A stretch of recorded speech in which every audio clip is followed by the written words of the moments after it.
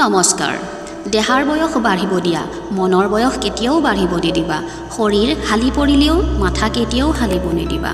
যিসকলে প্ৰেমৰ নামত নাইবা অন্য অকাৰণ সপোন দেখুৱাই হঠাৎ আপোনাক এৰি যাবলৈ চেষ্টা কৰে, তেওঁৰ লগত এইকেইটা কাম অৱশ্যই কৰিব।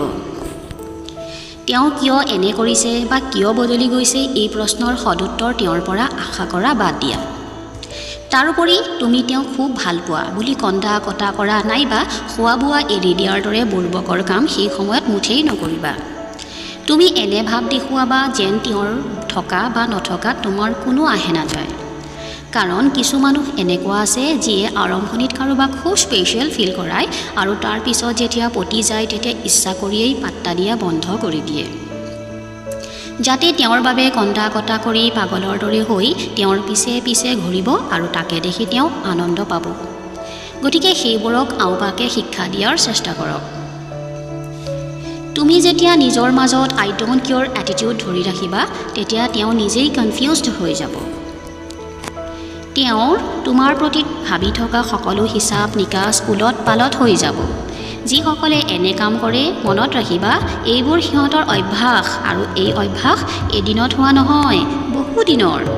গতিকে তুমি তেওঁৰ ওচৰত নতুন নহয়, তেওঁ তোমাৰ বাহিৰেও আৰু অনেকৰ লগত এনে কৰিছে। গতিকে এওঁলোকৰ দৰে ফাল্টু আৰু অকামিলা মানুহৰ বাবে পাগল হৈ যোৱাটো বোকামিৰ বাহিৰে আৰু একো নহয়। বৰং সময় থাকোঁতেই তেওঁ তেওঁৰ আচল ৰূপ দেখাই দিয়াৰ বাবে কৃতজ্ঞ থকাহে উচিত। তেনে মানুহক নিজৰ জীৱনৰ পৰা মাত্ৰ ডাষ্টবিনৰ আৱৰ্জনাৰ দৰে উলিয়াই আঁতৰাই পেলাওক।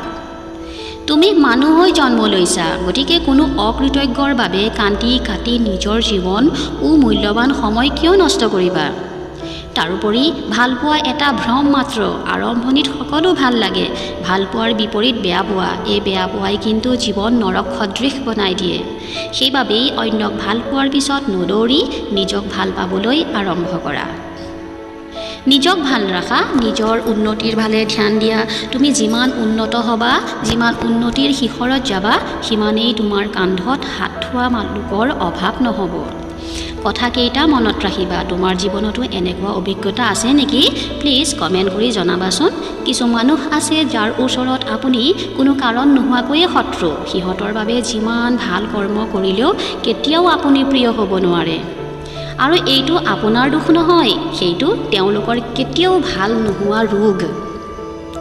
সৎ পথত চলিলে অনেক সময় তোমাৰ এনে লাগিব যেন সততাৰ বাবেই হয়তো তুমি হাৰি গৈছা, কিন্তু মনত ৰাখিবা মহান আল্লাহ তাআলাই কেতিয়াও তোমাক নঠগে।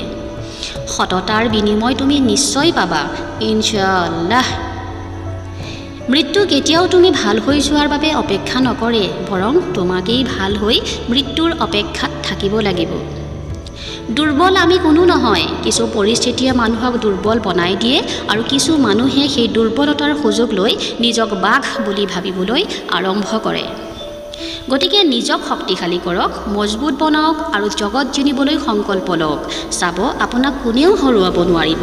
ভিডিঅ'টো ভাল লাগিলে প্লিজ কমেণ্ট কৰিব, ভাল লাগিলে লাইক কৰিব, শ্বেয়াৰ কৰিব, আৰু এনেধৰণৰ মটিভেশ্যনেল ভিডিঅ' পাই থাকিবলৈ চেনেলটো ছাবস্ক্ৰাইব কৰি ওচৰতে থকা বেল আইকনটো টাপি দিব। আপোনালোক সকলোকে বহুত বহুত ধন্যবাদ।